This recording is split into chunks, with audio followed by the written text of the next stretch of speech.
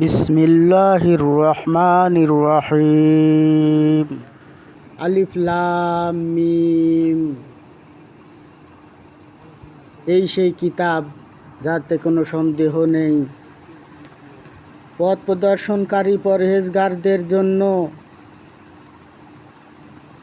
যারা অদেখা বিষয়ের উপর বিশ্বাস স্থাপন করে এবং নামাজ প্রতিষ্ঠা করে, আর আমি তাদের যে রুজি দান করেছি তা থেকে ব্যয় করে, এবং যারা বিশ্বাস স্থাপন করেছে সেসব বিষয়ের উপর যা কিছু তোমার প্রতি অবতীর্ণ হয়েছে, এবং যেসব বিষয়ের উপর যা তোমার পরবর্তীদের প্রতি অবতীর্ণ হয়েছে, আর আখিরাতকে যারা নিশ্চিত বলে বিশ্বাস করে, তারাই নিজেদের পালনকর্তার পক্ষ থেকে সুপথ প্রাপ্ত, আর তারাই যথাযথ সুফল কাম।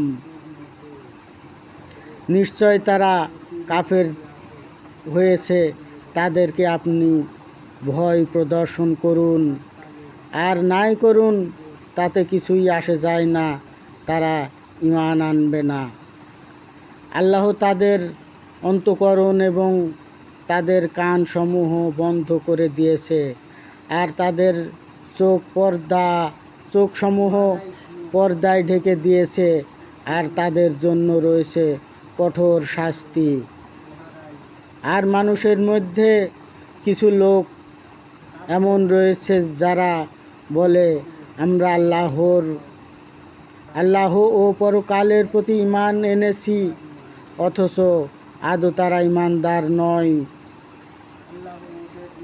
তারা আল্লাহ এবং ঈমানদারগণকে ধোঁকা দেয়, অথচ এতে তারা নিজেদেরকে ছাড়া অন্য কাউকে ধোঁকা দেয় না, অথচ তারা তা অনুভব করতে পারে না। তাদের অন্তঃকরণ ব্যাধিগ্রস্ত, আর আল্লাহ তাদের ব্যাধি আরও বাড়িয়ে দিয়েছেন। বস্তুত তাদের জন্য নির্ধারিত রয়েছে ভয়াবহ আযাব তাদের মিথ্যাচারের দরুন। আর তখন তাদেরকে বলা হয় যে, দুনিয়ার বুকে দাঙ্গা হাঙ্গামা সৃষ্টি করো না। তখন তারা বলে, আমরা তো মীমাংসার পথ অবলম্বন করেছি। মনে রেখো, তারাই হাঙ্গামা সৃষ্টিকারী, কিন্তু তারা তো উপলব্ধি করে না। আর যখন তাদেরকে বলা হয়, অন্যান্যরা যেভাবে ঈমান এনেছে তোমরাও সেভাবে ঈমান আনো, তখন তারা বলে, আমরাও কি ঈমান আনব বোকাদের মতো? মনে রেখো, প্রকৃতপক্ষে তারাই বোকা, কিন্তু তারা তো বোঝে না।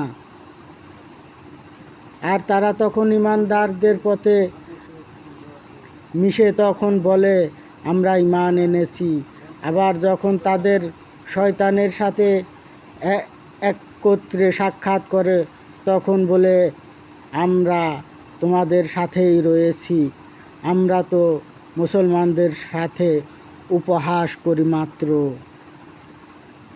বরং আল্লাহই তাদের সাথে উপহাস করেন, আর তাদেরকে তিনি ছেড়ে দিয়েছেন যেন তারা নিজেদেরকে অহংকার ও কুমতলবের হয়রান ও পেরেশান থাকে।